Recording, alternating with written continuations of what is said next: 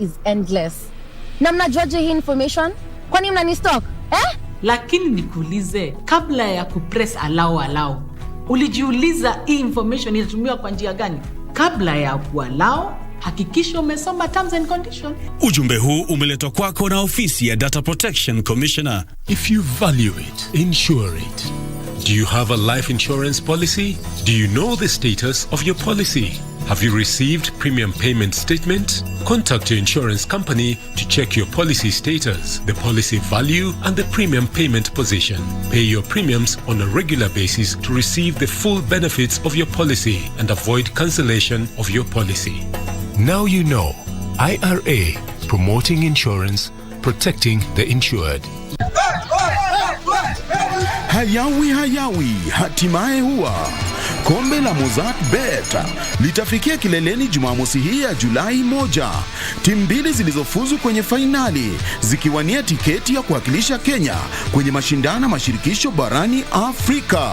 Tusker na Kakamega Homeboys wakikabiliana kwenye fainali hiyo itakayogaragazwa katika uchanjao wa Kasarani Jumamosi kuanzia saa 9 kamili. Lakini kabla ya fainali hiyo, FC Leopards watapambana na Ulinzi Stars kusaka mshindi wa nafasi ya 3 kuanzia saa 6 dhuhuri uwanjani Kasarani. Usikose uhondo wa mechi hizo kwenye runinga ya KBC Channel 1 kuanzia saa 6 kamili.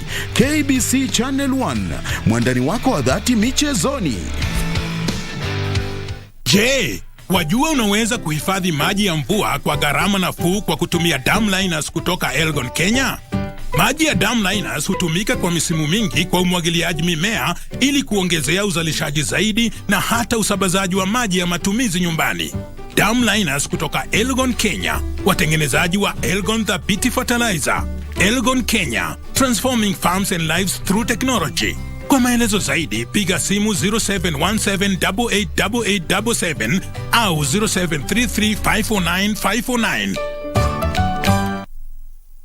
Furahia maisha bora, linda jamii yako, linda biashara yako. Chukua bima leo. Tuna bima ya maisha, afya na ajali, mali hata elimu. Chukua bima leo. Linda jamii yako, linda biashara yako. Chukua bima leo.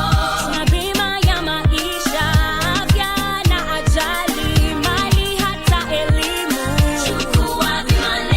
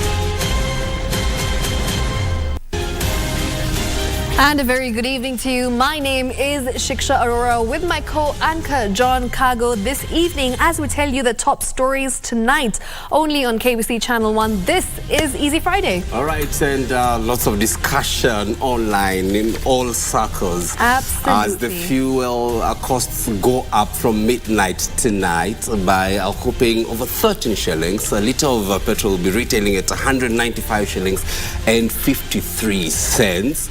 Even as the High Court holds the implementation of the Finance Act. Yes, suspending that today until that case is heard and determine. It will have a direct impact on our Kenyans. pockets. Electricity going up, everything going up. We'd love to hear your thoughts tonight on that particular issue as we bring you details of that and other stories that are shaping up tonight. Do let us know. The hashtag is Easy Friday at KBC Channel 1, at Shiksha Arora, at John_Kago_M.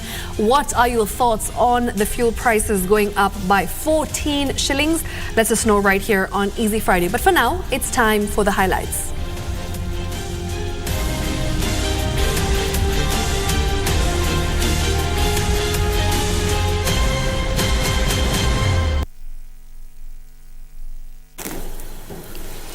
All right, and of course, tonight's top story is something that every Kenyan has been talking about. Fuel prices in Kenya are set to rise to a historical level from midnight due to the doubling of taxes on fuel from 8 to 16%. Well, from midnight, the price of super petrol increases by 13 shillings and 49 cents per litre, while diesel and kerosene will go up by 12 shillings and 39 cents and 11 shillings and 96 cents respectively here in the capital. The Energy and Petroleum Regulatory Authority has said the recalculated prices will be effective from the 1st of July, the same time the Finance Act will come into force. Well, economic experts are warning the new fuel prices will exacerbate the cost of living. Take a look.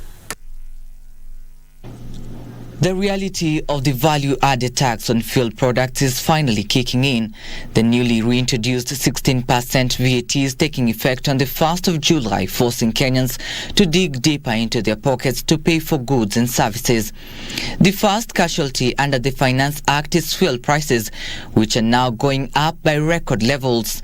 Under the recalculated prices by the Energy and Petroleum Regulatory Authority, super petrol in Mombasa will now retail at 192 shillings and 48 cents, diesel at 176 shillings and 63 cents, and kerosene at 170 shillings and 40 cents.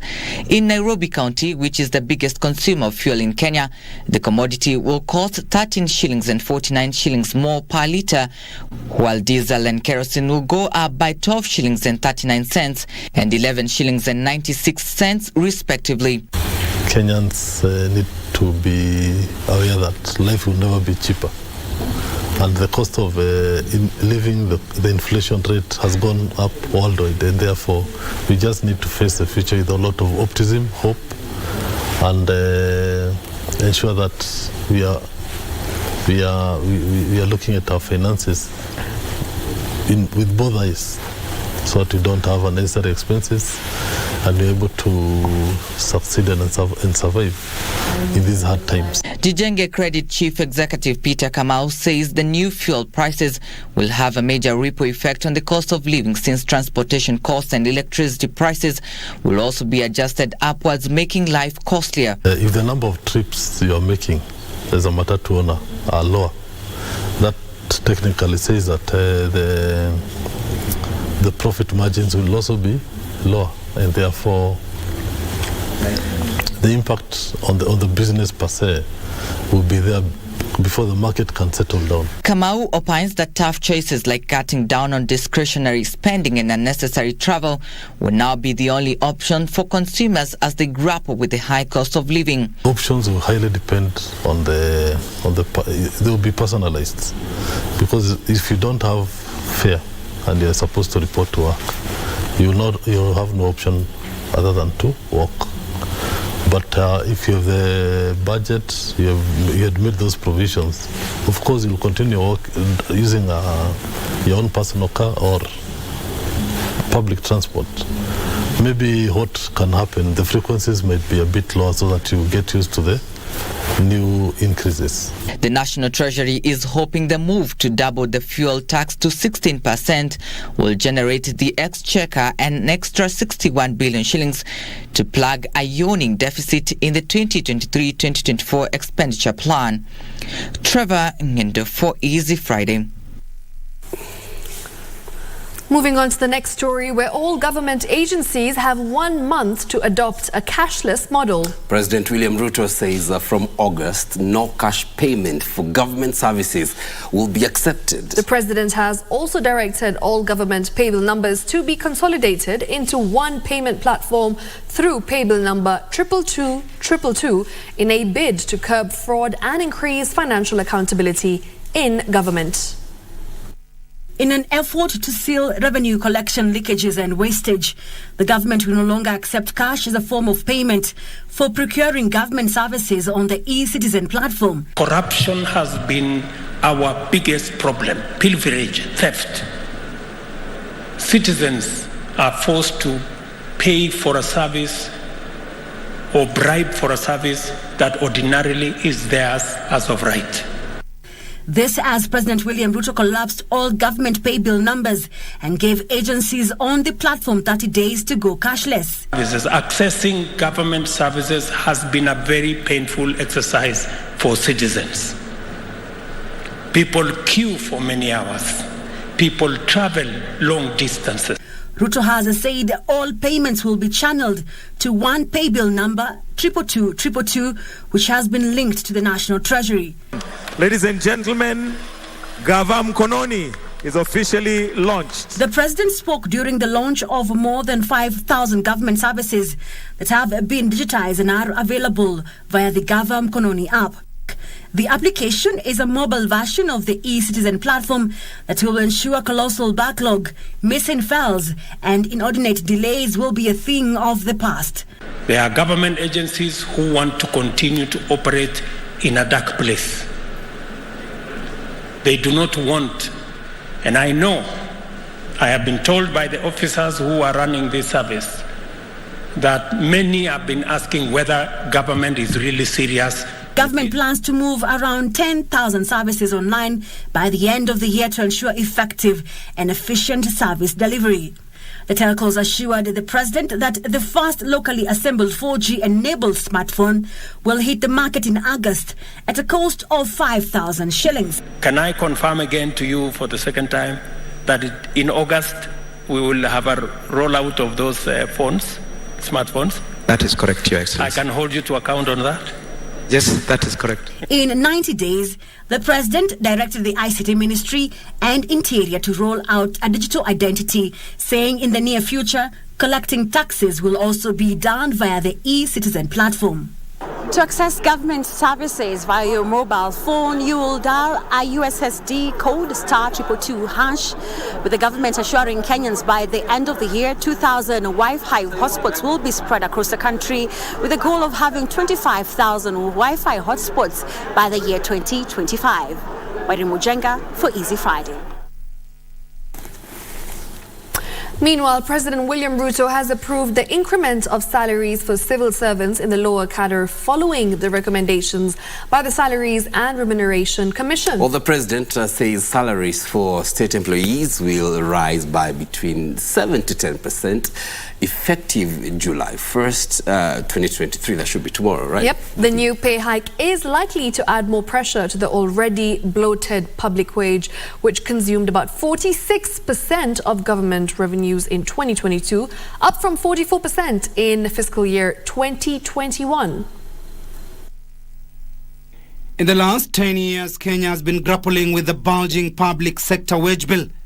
The wage bill to ordinary revenue ratio has jumped from 46% in financial year 2016 to 2017 to 56% in fiscal year 2020 to 2021, according to data from the Salaries and Remuneration Commission.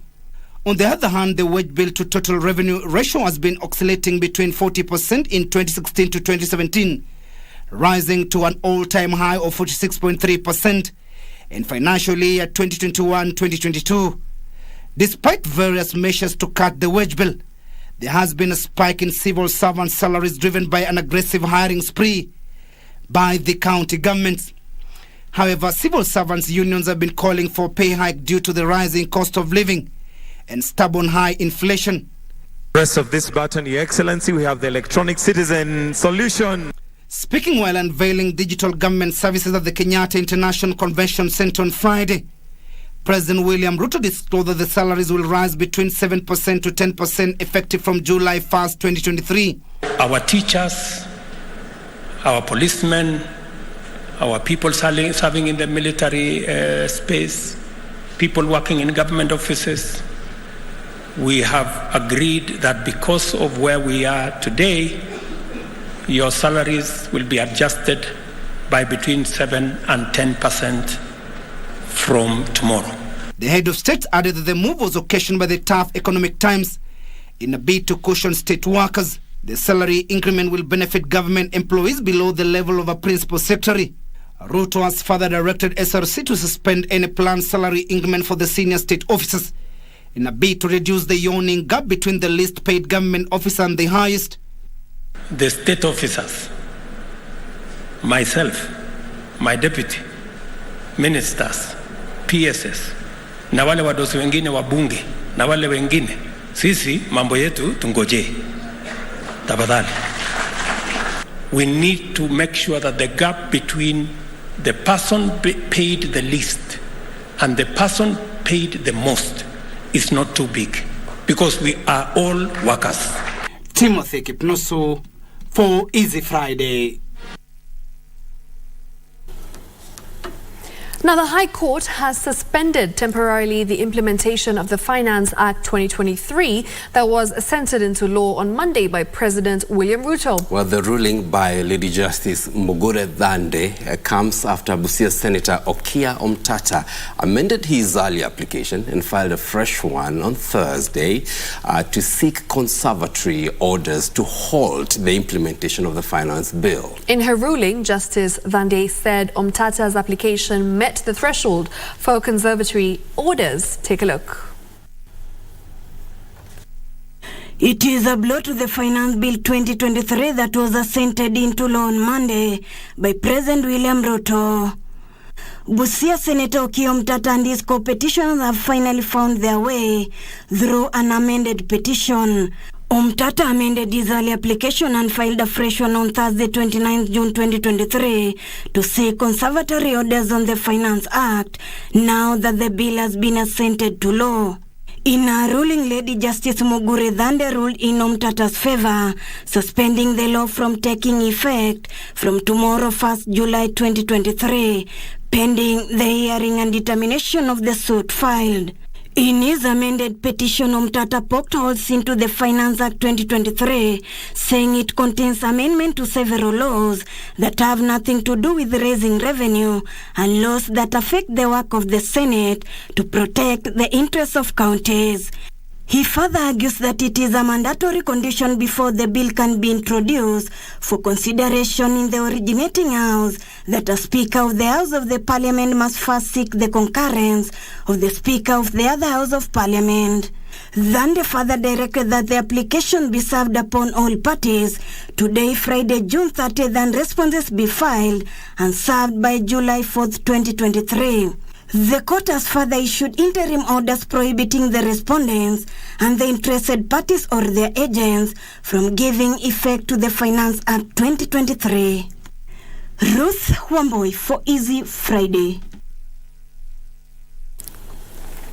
Meanwhile, the Kenya Kwanza government has strengthened the newly established Kenya Mortgage Refinance Company, KMRC, offering banks and SACCOs cash for onward lending to households and offering zero stamp duty to first homeowners. Well, speaking in Meru during the 30th Solution SACCO celebrations, the Deputy President noted through the changes, challenges facing cooperatives such as weak governance, high cost of finance, inadequate market access, non-remittance of deductions by employers, and over-dependence on external funding, among others, will be a thing of the past.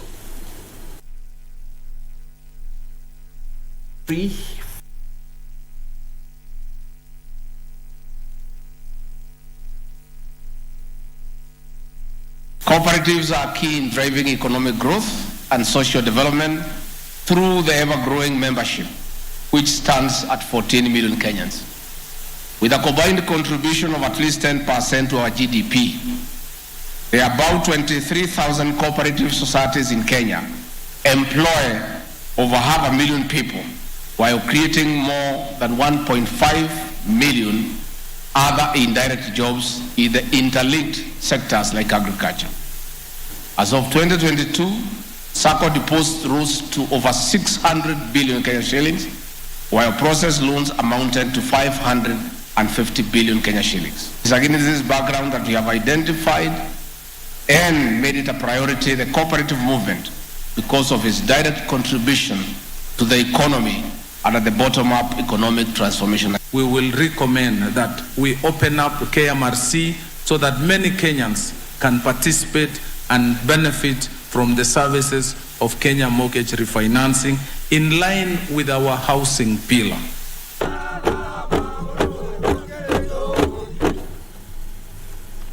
Now, President William Ruto has signed into law the County Allocation Revenue Bill 2023 and the Equalization Fund Appropriation Bill 2023 at State House on Friday. The two bills will enable the 47 devolved units to access funds in the 2023-2024 financial year that begins tomorrow. That's the 1st of July. Nairobi County government will get the highest allocation of 20.07 billion shillings, with Lamu getting the least at 3.2 billion shillings. Through the County Allocation Revenue Act, all 47 county governments have been allocated 385.4 billion shillings of the shareable revenue. The Act provides for the allocation as well as the transfer of county allocations from the Consolidated Fund to the respective County Revenue Fund.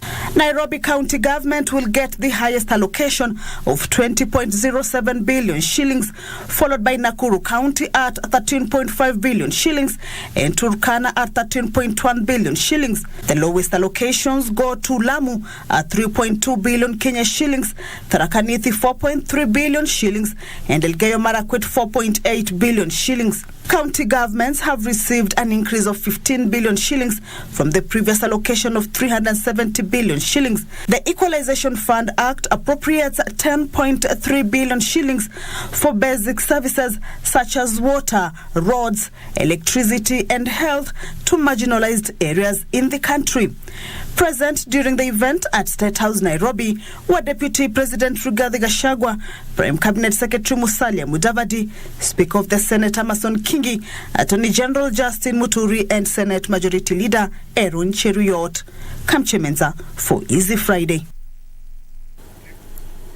Meanwhile, Kirinyaga County Governor Anne Waiguru has defended the utilization of resources at the grassroots, saying counties have everything to celebrate a decade into devolution. Well, the Council of Governors chairperson says the 2.9 trillion shillings sent to counties since 2013 have transformed lives in the devolved units and revolutionized the delivery of services, especially in the health sector. Here is Givison Maina with the details.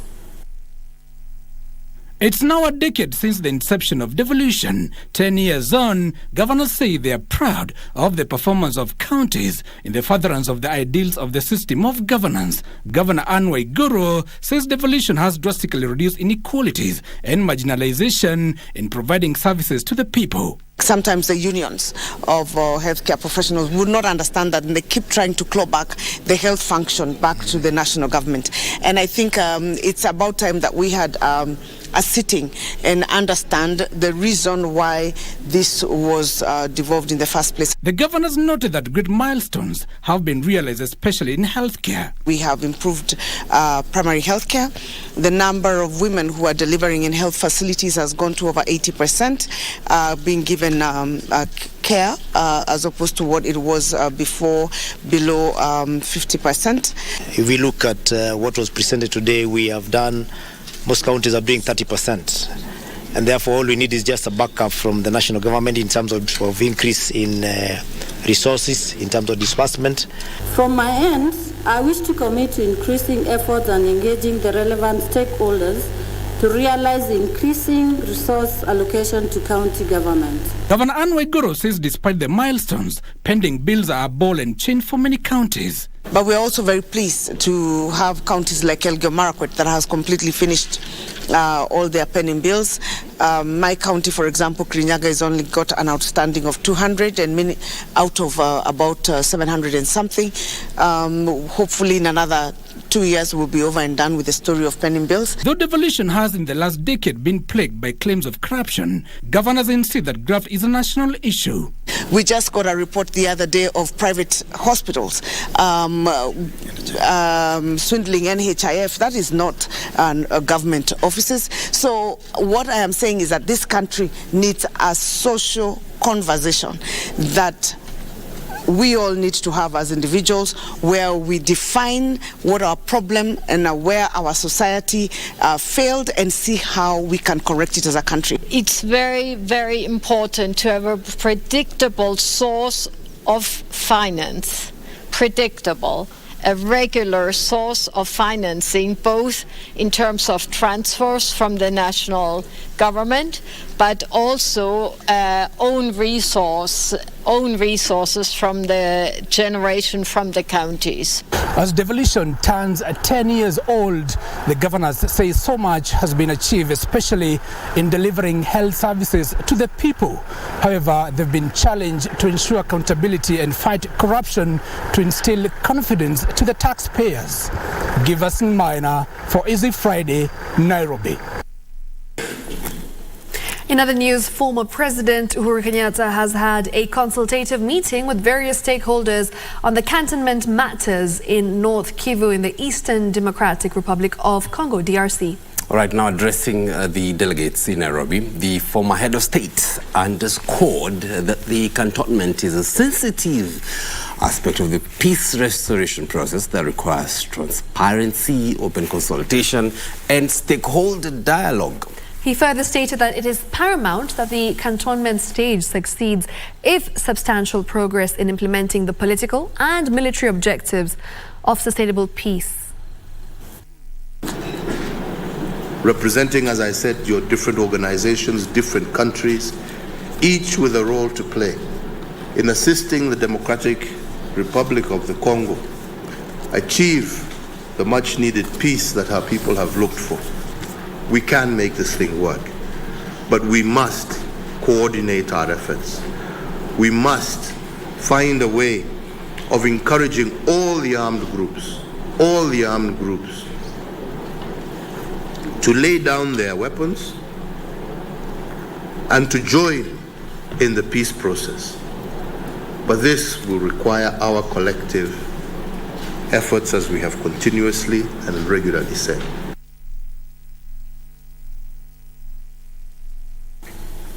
And on that note, we'd like to wish Congo a happy Independence Day. It happens to be their Independence Day today. All right. I'd say it's time for us to take a quick breather. Absolutely. One is coming up, including business a bit later, sports as well. Keep watching.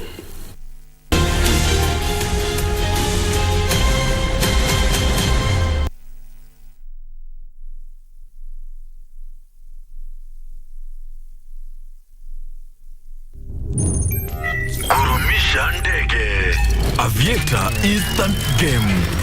Be a daring pilot and earn by how much high you can lift the plane. The higher you fly, the higher your win. The sky is the limit. Mozart Bet. Mothers are, I think, the glue that sticks the world. They are the ones who bring, they are co-workers with Jesus. They bring out children. I remember for me, I met my daughter and I knew she was mine. As in, there was no question. I was like, please pack her up. This is my child. I'm going home with her. Oh, wow. I have to celebrate some of the things. Because for a man to raise a girl and be a big girl is not all that easy. I tell people this, I never remember she's adopted. Oh, wow. Because to me, she's my daughter. There's no other option. As in, there's no... Yeah.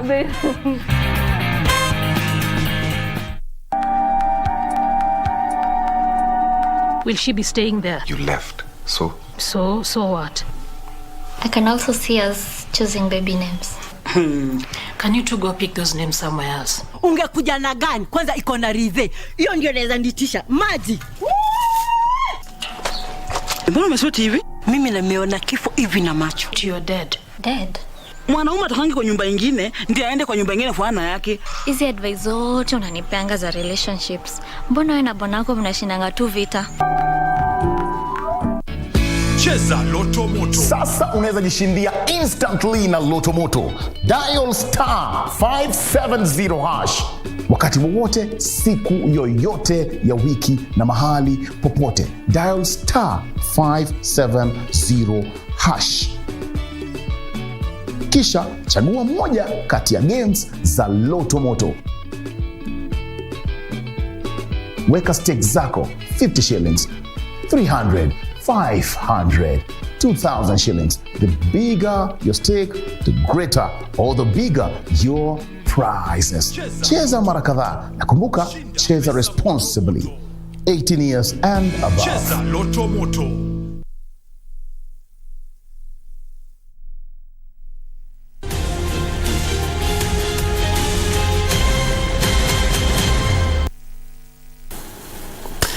Welcome back to Easy Friday. Now, let's move on to the My Culture segment, where traditional music in Kenya was in the past mostly passed down orally, accompanied by instruments and costumes, which played an important role in traditional dances. Well, this week on My Culture, we focus on the preservation and showcasing of Kenya's cultural heritage through digitized music.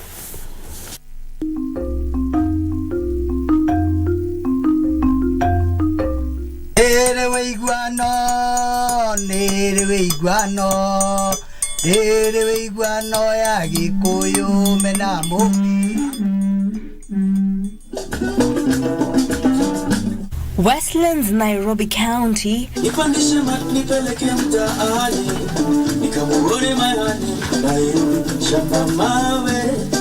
A group of artists are holed up in a modern studio to document part of Kenya's diverse music. Nairobi is part of 8 regions, including Central, Coast, Eastern, Northeastern, Nyanza, Rift Valley and Western Kenya, where different artists are documenting the musical diversity across the country.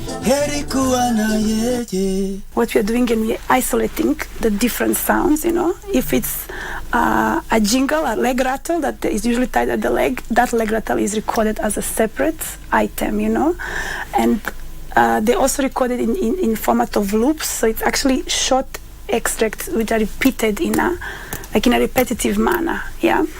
And the way all these sounds are recorded is that they, irrespective of which sound it is from that one region. In Nairobi, the artists representing the blend of cultures document and showcase the contemporary development of Kenyan musical identity and feature popular music genres and instruments. These musicians are composing on site, these loops, and the sound engineers and sound designer who are working with them are actually producing new music that will sound like Nairobi.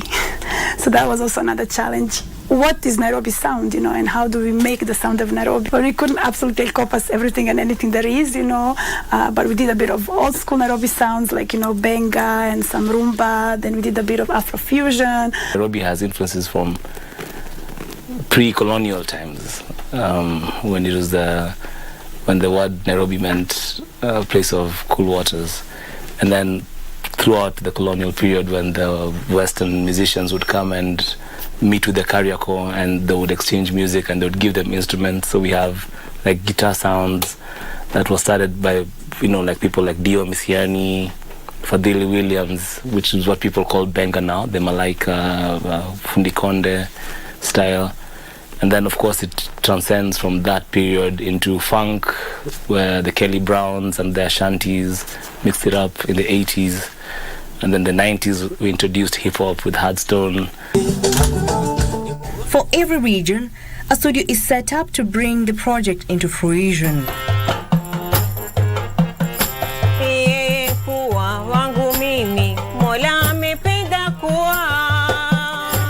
In Coast region, the artist armed with a range of instruments including drums, stringed items, among others, depict Swahili music, which has a mix of African, Arabic and Indian influences dubbed Taarab.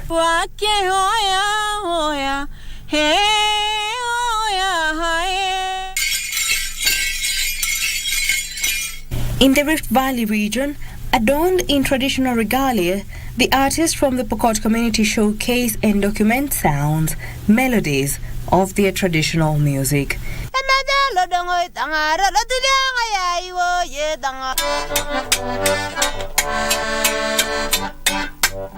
In central Kenya, various artists carry with them various musical instruments, including a type of a rattle, kegamba, an accordion, kinanda, among others.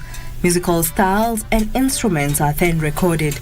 This is replicated across the 8 regions. The artists document, enlighten on cultural beliefs behind the practice of traditional music and emphasize on the unique creativity and contribution. Spearheaded by the Bomas of Kenya in conjunction with Libido Music AB, the project aims at preserving and showcasing Kenya's cultural heritage through digitized music recordings. The final exhibit of the sample bar, which is set to be launched in October at the Bomas of Kenya, will be a fun way of exploring Kenyan traditional music, an effective tool for teachers to demonstrate to students Kenya's musical heritage, and for music professionals to rediscover the unique traditional sounds of Kenya. This is in our language, in how we speak, and in our traditional instruments. So if you could emulate, pick out, if you're a guitar player, pick out what Natiti does and try and put it into your playing, you just immediately sound different from... Have this digital archive, in different ways accessible to the general public, so that those loops and samples can be infused, by music producers of all types and genres into their contemporary creativity, whether it's an electronic music DJ, whether it's somebody who is, creating a hip-hop beat, somewhere in Eastlands or whatever is going on, we'd really like for this digital archive eventually, to be, if not entirely on open access, at least to have ease of access.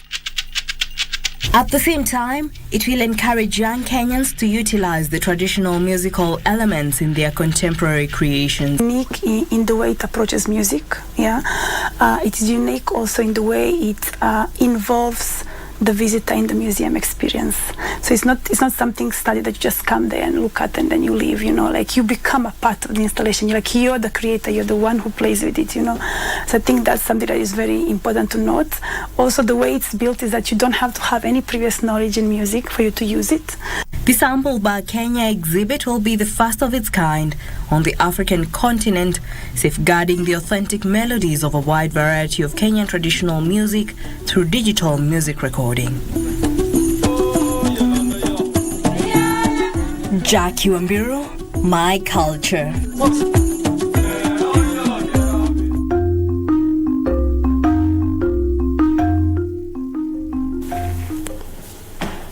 Always quite a learning experience on My Culture, right? Yeah. Jackie brings some gems every single week right here on Easy Friday. Always looking forward to learning more about this very rich culture that we have in the 254. Well, say the richness in the culture. Absolutely. And another one that we absolutely love on Friday is the savageness of the netizens. Carry on. Right, so it was a last-minute dash as some Kenyans raced against time to file their tax returns. Some marked time the KRA, the review of fuel prices provided fodder for Kenyans online. Here is this week's edition of Savage Netizens.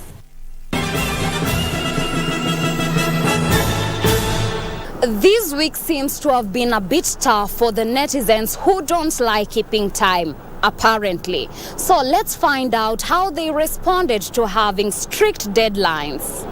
The rising cost of living has been a source of discomfort to many netizens. The impending announcement of adjustment to fuel prices has not provided them with comfort either. Caesar says, "Wacha nijaze tank for the last time this month." Clifford tweeted, "Mweke ile bei hatari kabisa."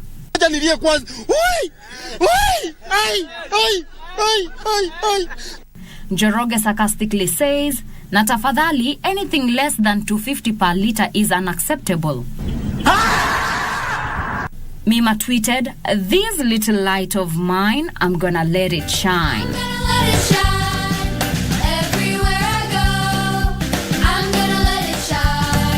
It went on and on, from fuel prices to the race against time.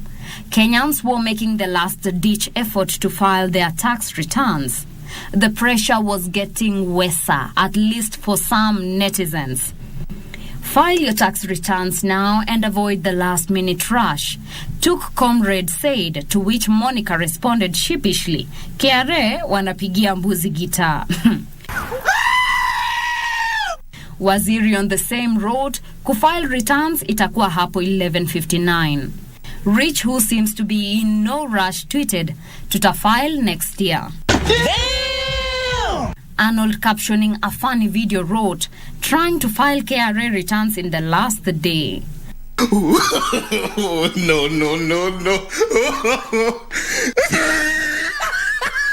Brima tweeted, "In line with the Kenyan culture, I am going to file my returns after Wame extend the deadline." Wow. Washira with realization tweeted, "KRA has penalized me for a PIN I don't use and I don't have the money to pay the penalty."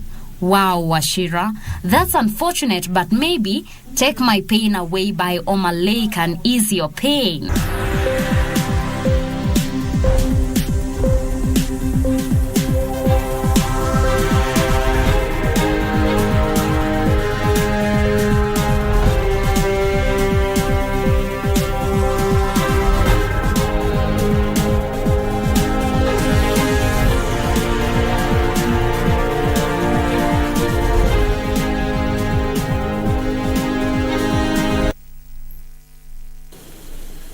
Right. For now, though, let's take a look at what's happening in the world of business, where the government is encouraging players in the energy sector to transit into the use of carbon-free energy following an increase of VAT on petroleum products.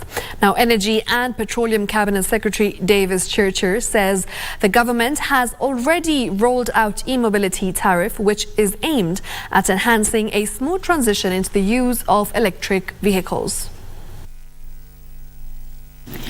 Under the new e-mobility tariffs, consumers will pay 16 Kenyan shillings for energy consumption up to 15,000 kilowatts during peak periods and 8 Kenyan shillings per kilowatt during off-peak periods, also up to 15,000 kilowatts.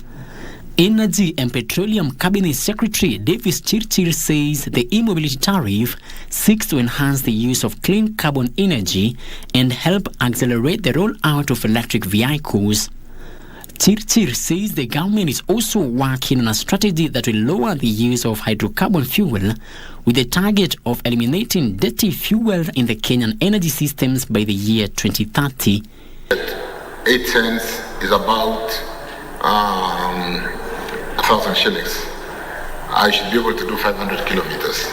So 500 kilometers for 1,000 bob, I can go all the way to Eldoret for 1,000 shillings. And then you can see, and it's clean energy. That is a new front completely. It's the same story when we generate power using diesel at 22, 23, 24 cents against generating power from geothermal at 7 cents. He was speaking during an energy stakeholders forum aimed at crafting new measures to lower the cost of power. Were it not for the thermal generators who've always come to the rescue of the country, for the just thermal, what kind of investments and lists are we talking about? Moving forward, we must come up with a strategy of how we can create a positive image about this sector so that we can encourage both local and foreign investors. This comes at a time when the Energy and Petroleum Regulatory Authority is in the process of adjusting upwards fuel prices following the increase of VAT on petroleum products. Frederick Mwoki for Easy Friday. Now, potato farmers in the country are set to benefit from direct sales of their produce to international fast food joints. The direct sales are courtesy of a potato consortium led by the Cooperative Bank that will, among other things, farmers linked with quality farm inputs, extension services, quality seeds and affordable credit. Most fast food international franchise has been sourcing their potatoes from Egypt and claims local potato do not meet the required standards.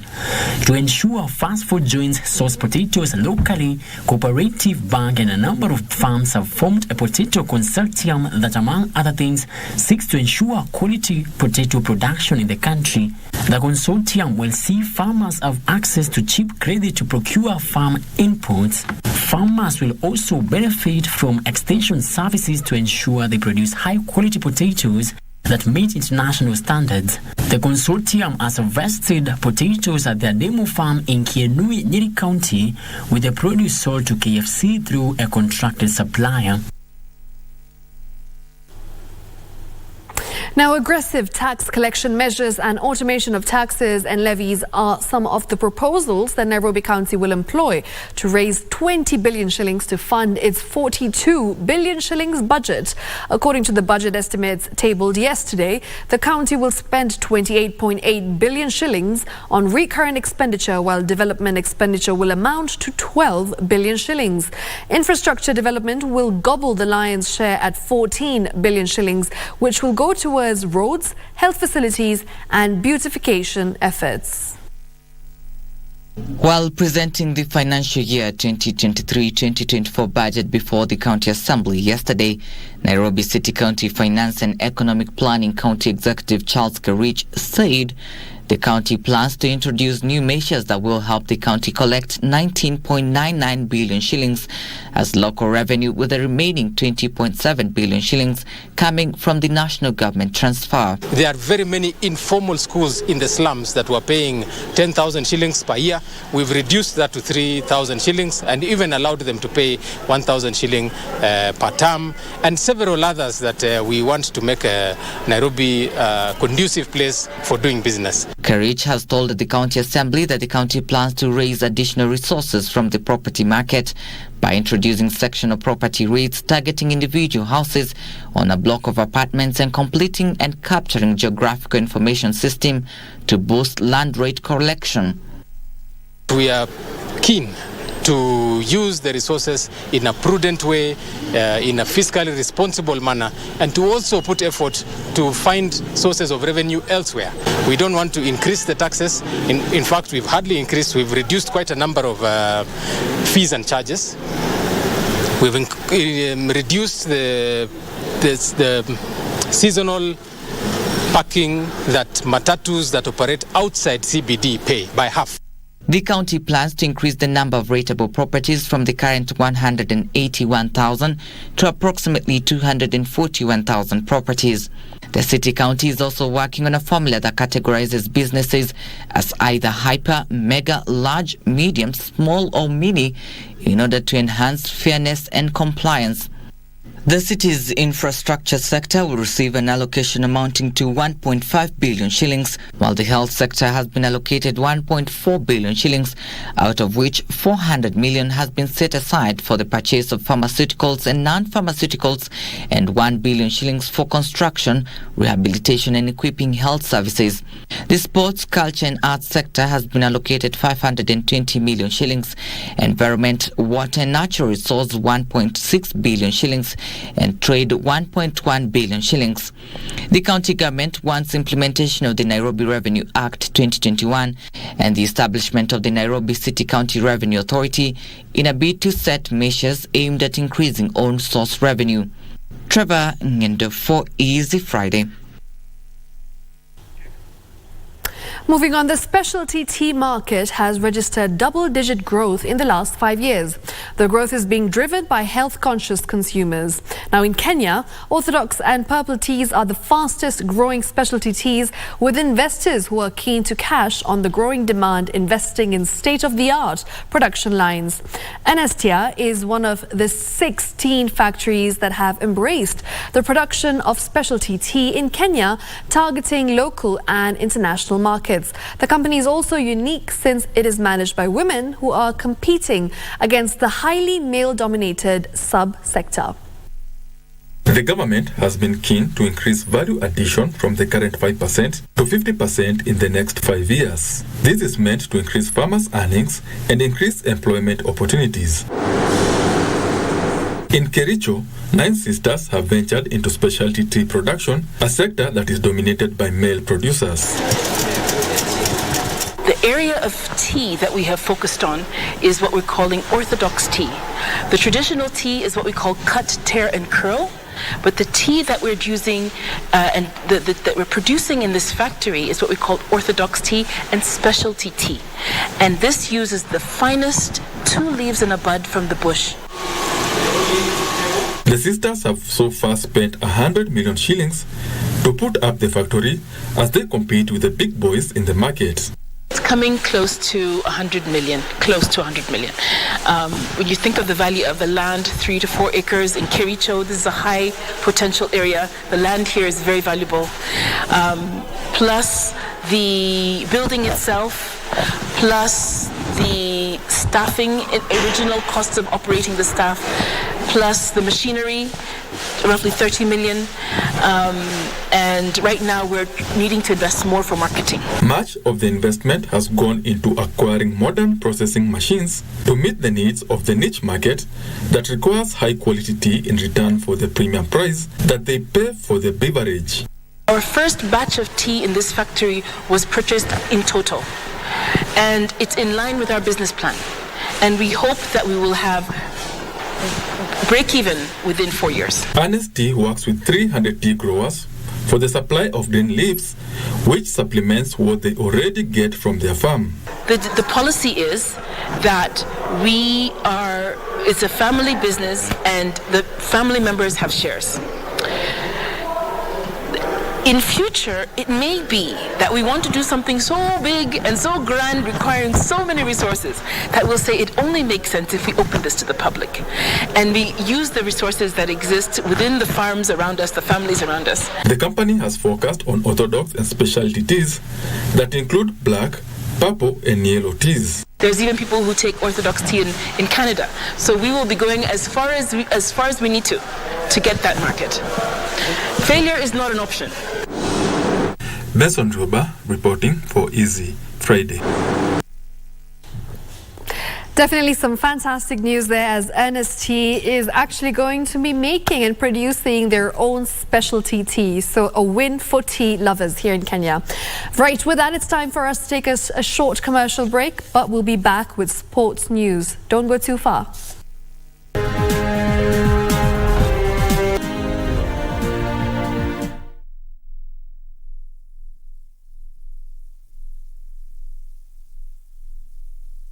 Halo? Hello, Mike uko wapi? Kwa karibu kwanza Harambe. Tunajua mali John anaishi nyumba iliporomoka. Ana chochote. Niliambia John hame kitambo sana. Hiyo nyumba haikujengwa vizuri. Ilikuwa na crack mwezi wa pili. Tumsaidie. Alipoteza kila kitu. Fridge hadi patipati. Hata anaishi kwangu. Kwanza anatumia curtains kama blanketi. Hata huko na engineer. Juu ya kujaribu kusave shilingi 2, amepoteza life savings zake zote.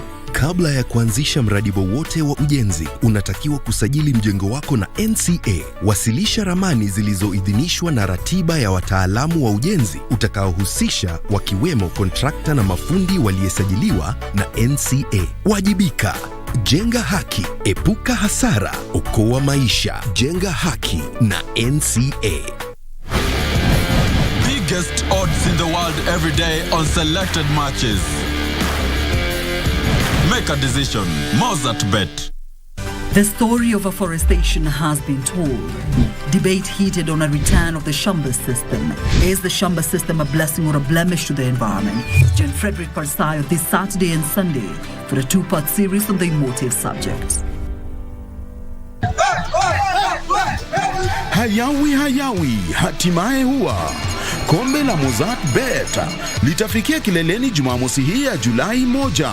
Timu mbili zilizofuzu kwenye fainali zikiwania tiketi ya kuwakilisha Kenya kwenye mashindano mashirikisho barani Afrika. Tusker na Kakamega Homeboys wakikabiliana kwenye fainali hiyo itakayogaragazwa katika uchanjao wa Kasarani Jumamosi kuanzia saa 9 kamili. Lakini kabla ya fainali hiyo, FC Leopards watapambana na Ulinzi Stars kusaka mshindi wa nafasi ya 3 kuanzia saa 6 dhuhuri uwanjani Kasarani. Usikose uhondo wa mechi hizo kwenye runinga ya KBC Channel 1 kuanzia saa 6 kamili. KBC Channel 1, mwandani wako wa dhati michezoni.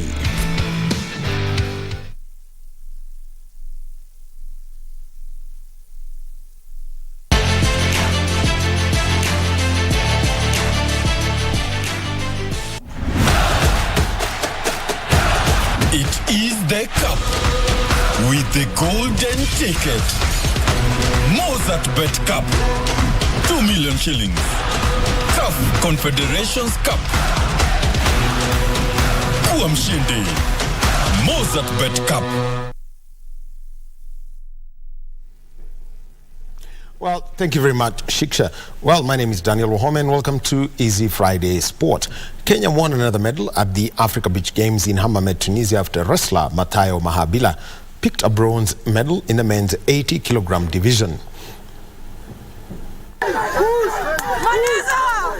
Kenyan wrestler Mathayo Mahabila has increased Kenya's medal tally at the Africa Beach Games after beating Tunisia's Keladin Bentili 4-2 to win the bronze medal in the men's 80 kilograms category. Mahabila beat the Tunisian earlier in the preliminary rounds, which prepared him for the rematch in which he came out victorious.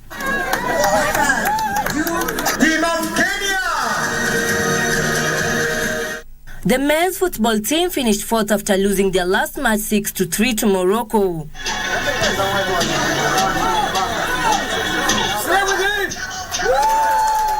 Kenya had a 2-1 lead just at the start of the second half, but the Moroccans proved to be better on the day. Senegal led the standings on a goal difference, although they are 9 points same as Morocco. Now moving on is that Tusker FC and Kakamega Homeboys will face off in the final of this year's Mozart Bet Cup tomorrow, while Ulinzi Stars will play FC Leopards in the third place playoff. Both matches will be played at the Kasarani Stadium and will be live on KBC Channel 1 from noon. Nusu finali ya kwanza. Tusker FC will be aiming to reclaim the cup trophy they last won in 2016 when they face Kakamega Homeboys in tomorrow's Mozart Bet Cup final at the Kasarani Stadium. Robert Matano's side narrowly beat Ulinzi Stars 1-0 to reach the final. Joseph anaweza mtulipisha, leta pigwa kichwa.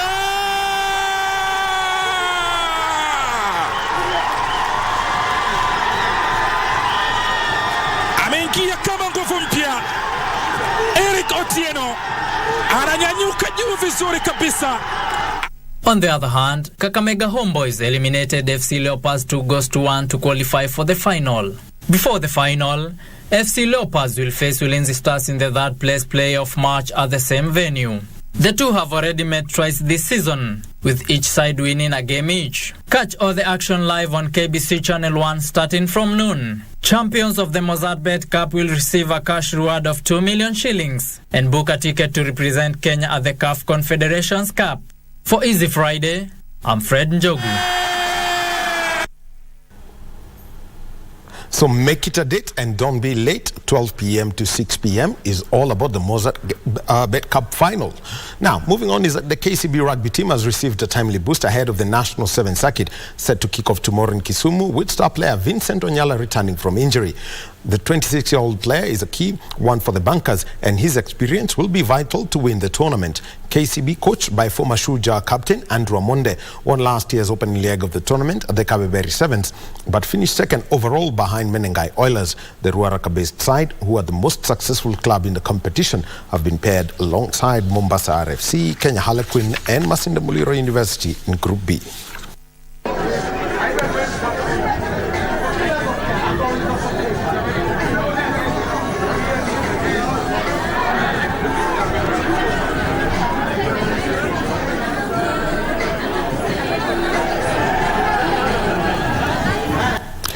Now, 22 grassroots volleyball coaches in Embu have benefited from a Level 1 training course by the Kenya Volleyball Federation, which was set to equip the coaches with skills on basic rules, techniques, and the values of the game. This was the second training this year after similar training was held in Kitui earlier this year. The trainings are used to help grow the sport from the counties as well as develop and nurture talent at the grassroots level. Sport plays a critical role in keeping the young people away from social evils such as crime and drug abuse by ensuring they spend their energy positively.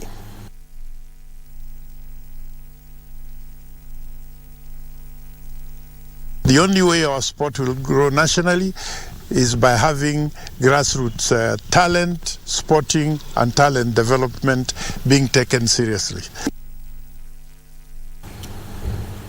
And away from Kenya, Manchester United have agreed a deal to sign England midfielder Mason Mount from Chelsea on a 5-year contract for £55 million plus £5 million in add-ons. Meanwhile, Paris Saint-Germain have signed Bayern Munich defender Lucas Hernandez for €50 million. Manchester United have signed the English player Mason Mount from Chelsea on a 5-year contract for £55 million. Chelsea had rejected United's first 3 bids, but talks between the two clubs resumed this week to resolve the problem. The 24-year-old will be Erik ten Hag's first signing of the summer as he looks to strengthen his side following United's qualification for next season's Champions League. In France, Lucas Hernandez is set to join Paris Saint-Germain in a deal worth €50 million.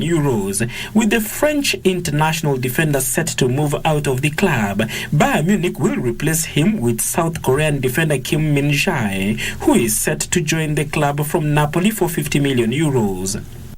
Meanwhile, Aston Villa have agreed a deal with Villarreal to sign Pau Torres, with the Spain defender expected to cost around £35 million in a move that reunites him with coach Unai Emery. Torres is believed to have agreed personal terms for the move, with Villarreal having accepted Villa's offer for a player who is out of contract at the end of next season after talks on Thursday. Netherlands defender Jurien Timber is set to undergo a medical with Arsenal after they agreed an initial fee of €42 million with Ajax. This comes as former West Ham United captain Declan Rice prepares to undergo a medical at the Emirates. And so that's the sport for tonight on Easy Friday. And remember, make it a date and don't be late. AFC Leopards against Ulinzi Stars at noon. We'll have our analysis from around 11:40 a.m. And after that, it's going to be Kakamega Homeboys playing against Tusker FC. And this is for the right to represent the country at the CAF Confederation Cup. 3 p.m. till the match is done and the trophy is presented. So you're assured of at least 6 hours of grand football tomorrow on KBC Channel 1. My name is Daniel Wahome. Have a good evening. Back to John Kago and Shiksha Arora.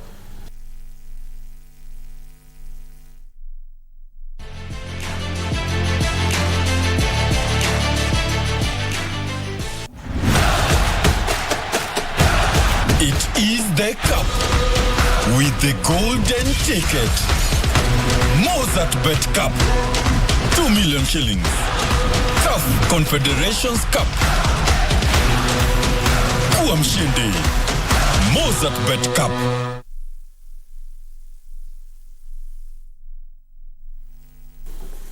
All right, and with that, it's time for us to wrap up this edition of Easy Friday. Thank you so much for keeping us company right here on KBC Channel 1 as we bring to you the top stories tonight. Quite an eventful bulletin right here with diverse stories, of course, mostly about business, I think, and how Kenyans will now need to dig deeper into their pockets, especially when it comes to things fuel. Yeah, on my way to work, I witnessed lots of long queues in the petrol stations. In that rush to fuel their cars, do full tanks before the clock hits midnight. Right. Well, it's going to be some interesting days ahead, Tighten that belt, All right. Anyways, we'll see you next week, same time, same place. And until then, don't go too far because Kojax is going to be bringing to you your weekly dose of entertainment. Disco funk is what you will be witnessing tonight all the way until 12:30. Friday Fever is absolutely on. Stay on KBC Channel 1. DJ Cole Jax, I'm a fan. Every time I leave the studio, I just usually go and put my phone. Definitely, and just watch Disco Funk, and lots of good feedback that usually comes in on Friday. Good job, Cole Jax is coming up next. My name is John Kago. On behalf of the team, good night. So long. Good night from myself, Shiksha Arora.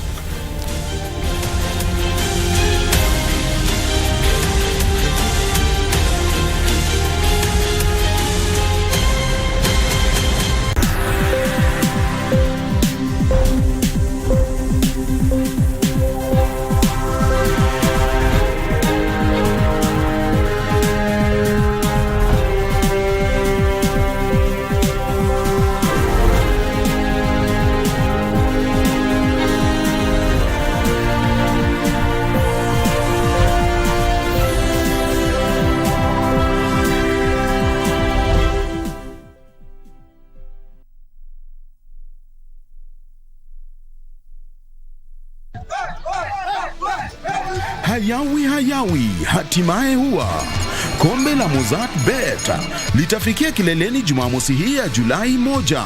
Timu mbili zilizofuzu kwenye fainali zikiwania tiketi ya kuwakilisha Kenya kwenye mashindano